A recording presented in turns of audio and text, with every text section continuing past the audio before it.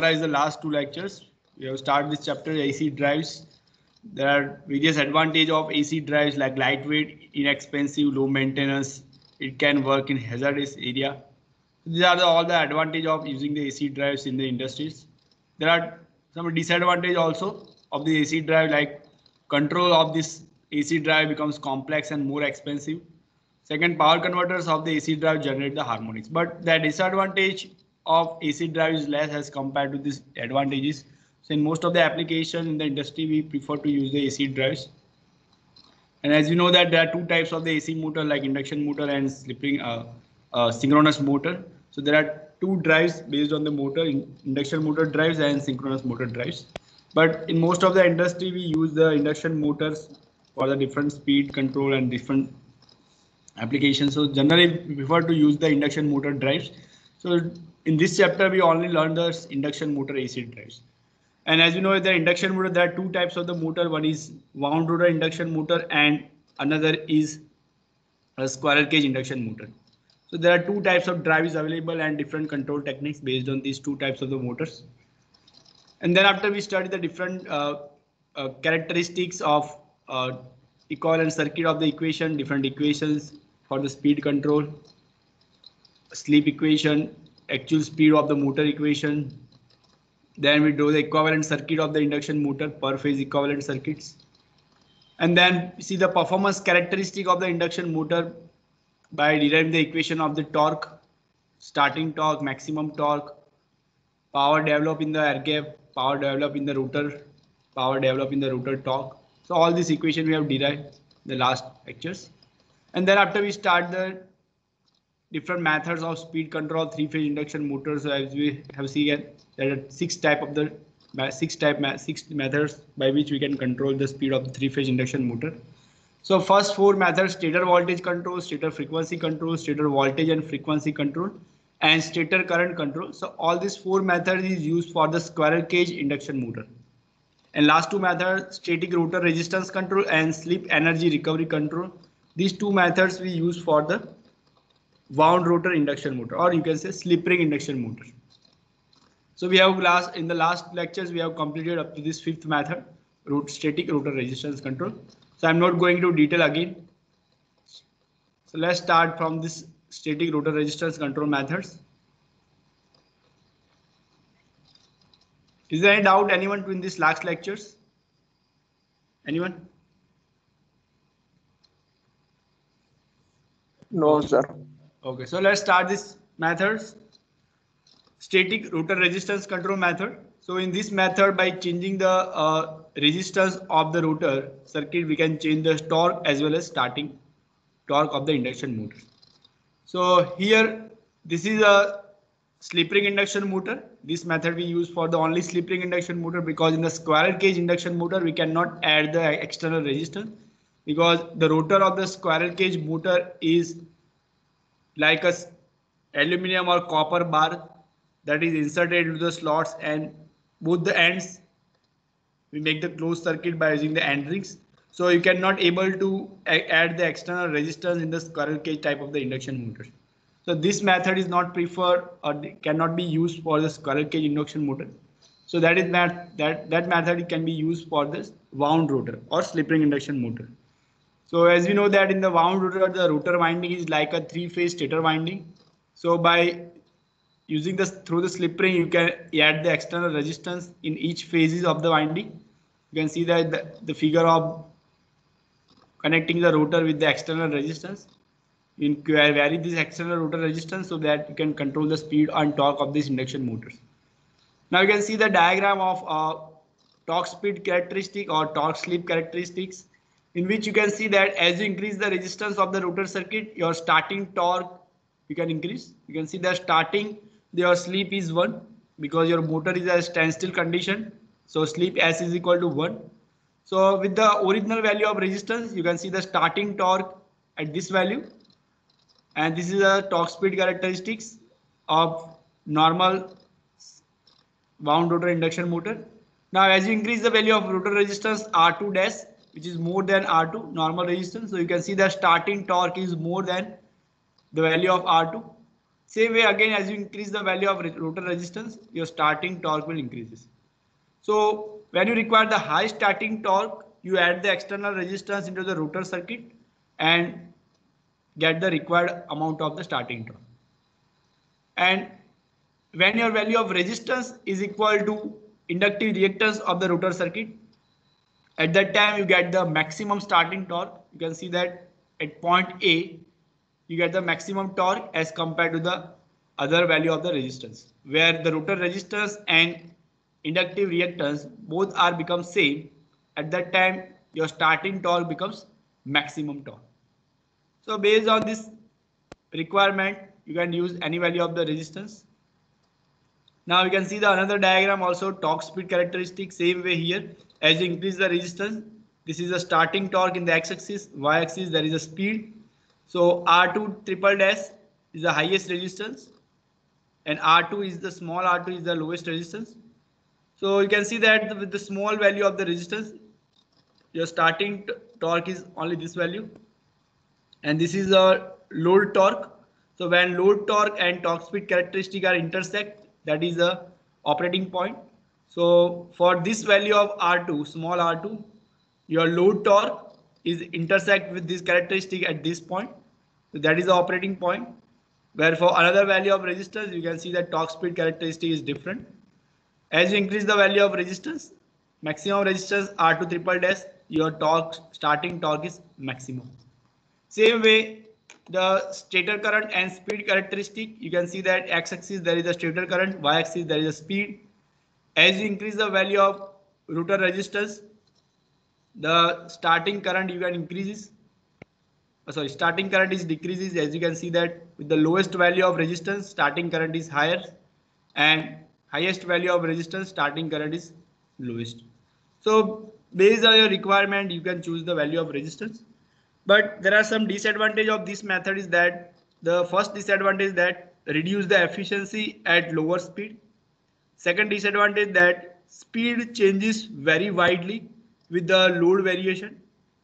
Third disadvantage that unbalance in the voltage and current if the rotor resistance are not equal in all these three phases. So if you vary this resistance in such a way that all these three phase has different value of resistance, then voltage and current of the rotor circuit are different, so that create the unbalances. So in spite of this method of speed control used, when speed drop is required for a short period of time, only at that time you can use this type of methods.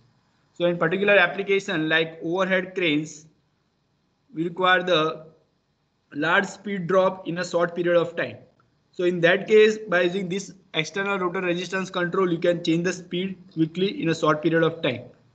So the application of this type of method, like for the overhead cranes, generally used for the speed control and torque control of the induction motors.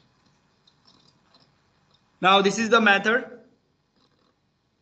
You can see that normally you directly connect the resistance to the rotor circuits, but after the invention of the semiconductor devices like diode, chopper circuits, after that power semiconductor devices based converter we use to control the three-phase resistors in the rotor circuits.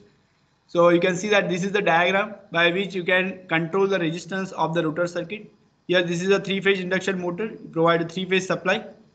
This is a rotor circuit. So this rotor circuit power at a slip frequency that is converted into DC by using this diode based rectifier, and this diode based rectifier convert this slip frequency power into DC, and this DC is not a pure DC. So to remove the ripple in this DC, this inductor is provided so that smooth out the DC voltage, and then after it apply this DC voltage to this chopper circuit. So by turning on and off of this chopper circuit, your resistance will be inserted into the circuit or disconnect from the circuit. So let's suppose that DC chopper, this is a GTO based chopper. This is a gate turn off thyristor based chopper. Suppose this chopper is on. So in that condition, your resistor will be bypassed. So it means that there is no resistance is connected with the rotor circuit. So you not get the torque control. But suppose that this chopper is in off condition. So in that case, this rotor resistance come into picture. So the value of rotor resistance come into picture into the circuit, that depends upon the turn on and turn off time of this chopper circuits. So that is represented by this mathematical equation. So Re, that is the effective value of the resistance, that magnitude is equal to actual value of resistance into turn off time of this chopper or this switch divided by total period. So by controlling the total turn off time of this switch, you can control the effective value of the resistance which you can insert into the rotor circuits. So here you can see that T off time you can represent by total time minus turn on time. So it's converted into R T by T. So it is 1 minus T on upon T. That is a duty cycle. So K is the duty cycle. So by turning on this GTO switch for the less period of time, then what will happen? Your duty cycle is less. It means your effective value of resistance is high. So by changing the turn on and turn off time, you can control the effective value of resistance into the rotor circuit, and in short, you can control the torque and speed of the induction motors. So nowadays, we use this type of method for external rotor resistance control or the speed control. Before the invention of this diode and chopper circuits, we generally prefer to use this type of configuration. We directly connect the resistance by using the rheostat or something, any potentiometer, so that we can change the resistance externally and control the speed and torque of the induction motor. Nowadays, this type of configuration we use to control the speed and torque of the induction motor. Now next method is, yes, this is the equivalent circuit for this circuit diagram. This is a motor. So motor circuit equivalent circuit is stator resistance reactance. This side rotor circuit resistance reactance. This is a diode based rectifier. This is a smoothing reactor. This is a chopper. Okay. So here we remove this in second equivalent circuit, all this parameter of the induction motor like resistance and inductance, as compared to the inductance is provided here at this DC side to smooth out the DC voltage, because this value of inductor is very large as compared to the resistance and inductance of this motor. So generally the equivalent circuit ideally we can do like this way. So from this equivalent circuit we can analyze this performance of these induction motors. So you can see that at the secondary side or rotor side, the voltage is slip times induced voltage.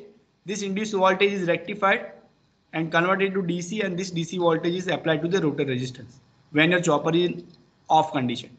Otherwise the rotor is bypassed. So this is a simple equivalent circuits of this rotor resistance control method. Now next method is that slip power recovery scheme. So this method, in the previous method of speed control of slip ring induction motor, what happens? The problem is that the slip power is dissipated into the external resistance. And that is a disadvantage of this previous method, that the efficiency of this drive becomes reduces. So instead of wasting this power, rotor power, into this rotor circuit resistance, we can conveniently convert this power indirectly connect into the source, and we can increase the efficiency of this drives. So to remove the disadvantage of this rotor resistance control methods, here we provided these two methods. One is static Kramer drive and another is static Scabius drive. There are two types of schemes available in the slip power recovery scheme. So first scheme is that static Kramer drive. So as you can see that the circuit configuration of the static Kramer drives, in which the three-phase power is provided to this slip ring induction motor, and its rotor power at the slip frequency, which is converted into DC by using this diode based rectifier, and this DC is smoothed out by this inductor, and this DC is converted into AC again by using this line commutated inverter, and through this transformer we again inject this power into this supply system. So by this configuration you can reduce the losses in the rotor circuit, or you can say that you can increase the efficiency of the system or overall drive. So for getting the higher efficiency in the induction motor drive, particularly for the squirrel cage induction, slip ring induction motor, we generally prefer to use this static Kramer drive or Scabius drives. So here you can see that the slip power is flow from the rotor circuit, rectify DC voltage by using diode rectifier, inductor smooth out this DC voltage to remove the ripple, and this DC voltage is then converted into AC by using this line commutated inverters, and then fed back to the three-phase source. So here you can see that the power flow is from rotor circuit to supply. So because of this reason, the static Kramer drive offers the constant torque drives. You can get the constant torque throughout the operation in this application. And the operation of this Kramer drive, this Kramer drive is provided for the speed control below the synchronous speed only. It means that suppose the synchronous speed of this motor is 1500 RPM, so you can get the speed control only below the 1500 RPM. You cannot get the speed above the 1500 RPM by using these drives. But another drives like static Kirby-Yash drives, we will discuss in the next part. So in that case, you can control the speed above the synchronous speed as well as below the synchronous speed. But in this method, static Kramer drive, power flow is only in one direction from rotor to supply, so that you cannot get the speed control in both the direction, like above the synchronous speed or below the synchronous speed. You just get the speed control below the synchronous speed. That is also called as a some synchronous speed. So that is a static Kramer drives. Next is that static Kirby-Yash drive. That is also part of slip power recovery scheme. So in this method, we can get the power control in both the direction, power flow in both the direction from rotor circuit to the supply as well as from supply to this rotor circuit. So you can get the speed control for both the speed above the synchronous speed as well as below the synchronous speeds. Below the synchronous speed, it means that it is a subsynchronous speed, and above the synchronous speed, it means that it is a super synchronous speed control. So in the static Kirby-Yash drive, again there are two types. One is DC link static Kirby-Yash drive, and second is cycloconverter based static Kirby-Yash drive. So first we discuss that DC link Kirby-Yash drive. So in this method, the subsynchronous speed control of wound rotor induction motor or slip ring induction motor, the slip power is removed from the rotor circuit and it is pumped back to this source. So how it is happen? So here in this case, the power is flowing from rotor circuit and is rectified by using this control bridge and then converted to DC, and DC power is converted into AC again by using this converter and then injected into the source by using this transformer. In super synchronous speed control, it means above the synchronous speed, you require the additional power feedback to the rotor circuit. So when you require the speed above the synchronous speed, in that case you require the additional power from the source. So in that case, you have to inject the extra power into the rotor circuits at slip frequency. So in that case, the power is flowing from supply, transformer, this phase control rectifier now, this phase control converter now work as a rectifier, convert to DC, and this DC is converted into AC by using this inverter and then inject into the rotor circuits. So there are two operations can be performed by this DC link Kirby-Yash drive. One is at subsynchronous speed control and another is at a super synchronous speed control. So let's understand in detail how it can be achieved. So suppose that subsynchronous speed control is required, it means below the synchronous speed or below the, suppose that this synchronous speed is 1500 RPM. Suppose we require the speed control below the 1500 RPM. So for that, you operate this bridge in a rectifier mode. So it means that you provide the firing angle to all these thyristors below the 90 degrees so that it can operate as a rectifier. So for the subsynchronous speed control, the power is flowing from rotor circuit and going to this phase control bridge 1, which is act as a rectifier because we provide the firing angle below the 90 degree. Then this DC voltage smoothed out by this inductor, and this converter can be worked as an inverter. So for that you provide the firing angle to all this thyristor more than 90 degree, so that converts this DC into AC, and this AC through this transformer you can inject into the AC supply. So by this way the sub-synchronous speed control is achieved. Now exactly opposite same way, suppose super synchronous motor control is required. So in that case this bridge 1 is work as a line commutated inverter by providing the firing angle more than 90 degree, and bridge 2 that is work as a rectifier with the firing angle less than 90 degree. So in this case power is flowing from this source transformer, bridge 2 is act as a rectifier, DC voltage applied to bridge 1 which is work as an inverter because of firing angle more than 90 degree, and then this AC of this bridge 1 is applied to this rotor circuit as slip frequency. So by this way you can control the speed above and below the synchronous speed, and you can say that power flow in both the direction, so that because of this reason you can get the speed control in both the ways.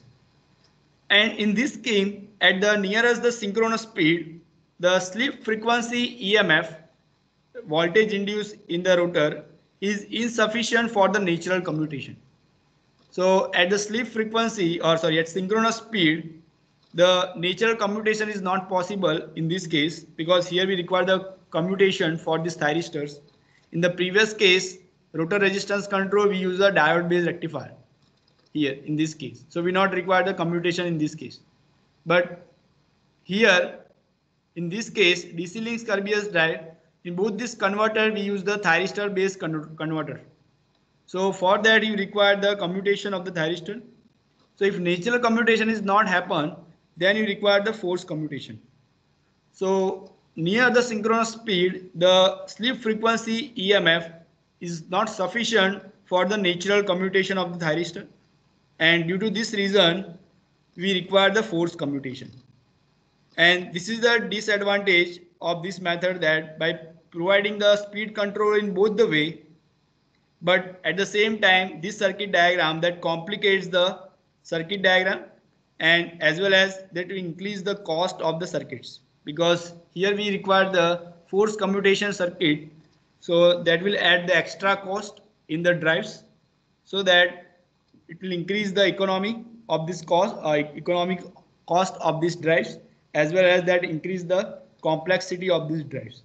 So in the previous drive, as we discussed, that this is a simple drive. This is the advantage of the method static Kramer drive, that is simple method because we not require any commutation because we use the diode based rectifier. So this circuit diagram becomes very simple and economical. But here in this case we get the speed control only below the synchronous speed, so that we not prefer for the application where require the speed control in both the ways. But by controlling the speed in both the direction, like above and below the synchronous speed, we require the forced commutation, so that will add the extra cost in your drives, as well as that increase the complexity of the system, so that this drive becomes very complex and uneconomical as compared to this your static Kramer drive, this one.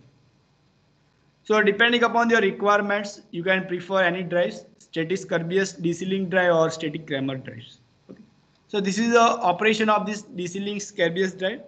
This is the first Scurbius drive. Second type of the Scurbius drive, we use the cycloconverter. So that's why it is called as a cycloconverter based Scurbius drive. So you can see that in this case we use the dual control converter system in the previous case, and DC link Scurbius drive now is replaced by phase control line commutated cycloconverters.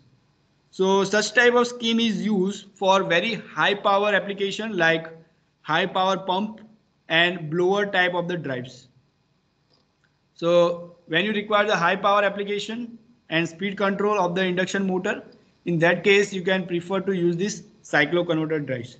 For low power application you can prefer to use the DC link drive or static Kramer drives. So this is the cycloconverter drives. So you can see that three-phase supply is provided to the motor.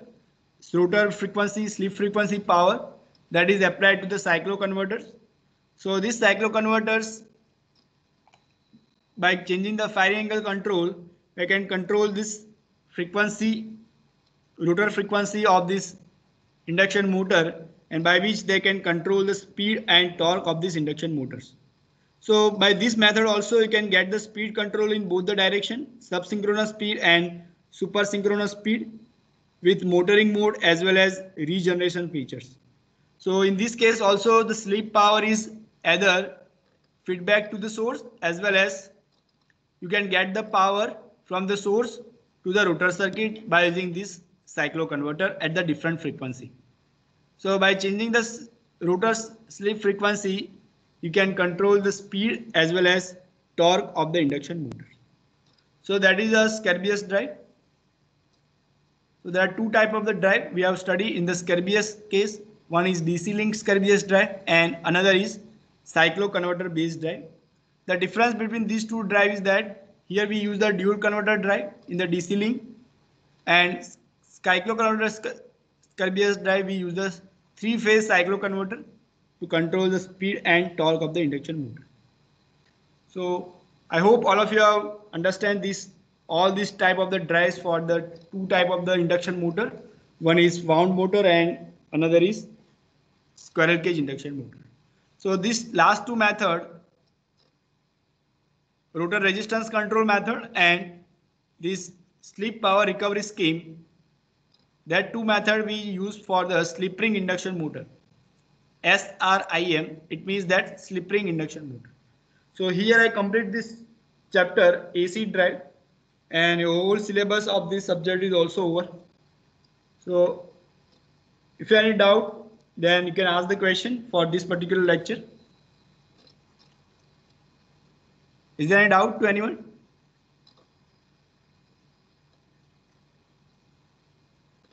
Yes, anyone? Is there any doubt in these drives? AC drive chapter, whole chapter? कोई ना कोई doubt है? No, sir. Okay. So here we complete this syllabus, and in the next week your internal exam is also start. So start preparation for that. And if you are in any doubt in this, any chapter, call me or message me your doubts. I will solve your doubts. And we also arranging the one doubt solving session before your internal. So in that session, you come up with your doubts, all the doubts, and we discuss it and solve it. So all the best to all of you for your second internal exam, and hope all of you have already start the reading for it. So today, in the after our lab session is start at 1 p.m. Okay, so we start the lab session and complete the last practical based on this AC drives. So your whole practicals also completed. So your lab manual, I will provide it to lab manual. So in that, you just write down the conclusions, and then after you submit that lab manual file, so your practical is also over. So here I complete this lecture. So we will meet in the lab session at 1 p.m. today. So if you have any doubt, you can ask the question.